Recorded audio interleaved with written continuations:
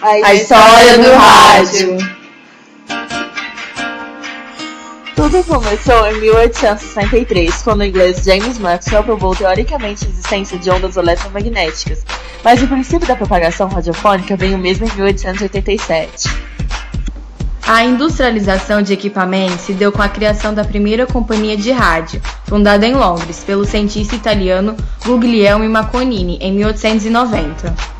O inglês Oliver Lodge e o francês Ernest Bren inventaram o coesor, um dispositivo que melhorava a detecção, e as inovações continuavam a surgir.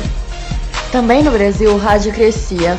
Um padre cientista gaúcho chamado Roberto Moura construiu diversos aparelhos importantes para a história do rádio que foram expostos ao público em 1893 em São Paulo. Já em 1890, ele previa em suas teses a telegrafia sem fio, a radiotelefonia, a radiofusão, os satélites de comunicações e o raio laser.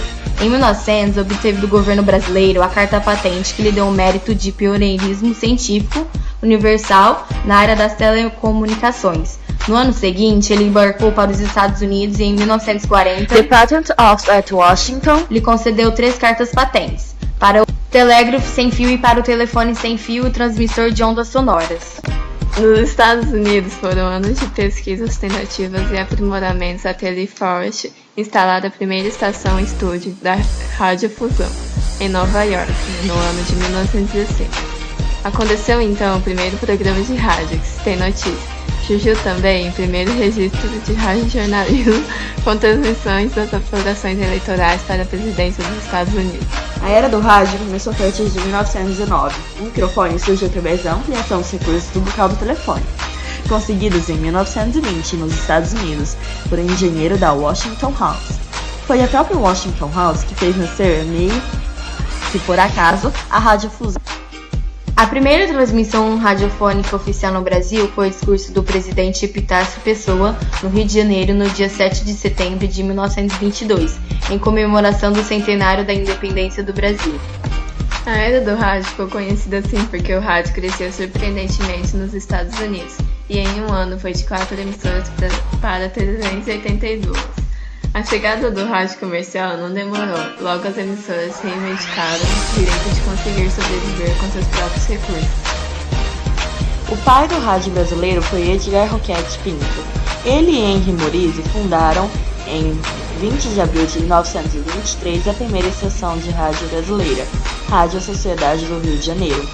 Foi aí que surgiu o conceito de Rádio Sociedade ou Rádio Clube, no qual os ouvintes foram associados e contribuíam com a mensalidade para a manutenção da emissora. O Dia Mundial das Telecomunicações é comemorado em 17 de maio, porque foi nessa data, em 1965, que instituiu-se a União Telegráfica Internacional. Em 1931 foram vendidos os primeiros receptores com o nome da Estação do Diabo. No mesmo ano foi inaugurada as rádios Record e América de São Paulo. Em 1933, na Sociedade Rádio Educadora de Campinas, que desde 2002 passou-se a denominar Rádio Bandeirantes AM, com isso a programação abriu espaço para o jornalismo. Em 1936 foi fundada a Brasileira Rádio Nacional do Rio de Janeiro. Ela se tornou um marco histórico do rádio com seus programas de auditório, suas comédias e rádios-novelas. Entre o final dos anos 30 e a primeira metade dos anos 50, a Nacional seria uma das líderes de audiência do rádio brasileiro, exportando sua programação gravada e dias depois transmitidas em outras cidades brasileiras. Em 6 de maio de 1937 foi inaugurada em São Paulo a Rádio Bandeirantes, a primeira emissora a divulgar notícias durante toda a programação.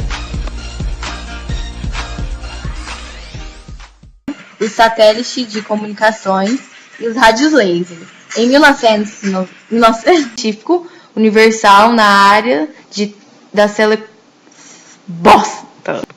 A era do rádio começou a partir de 1919, com o microfone surge através da ampliação. Letícia!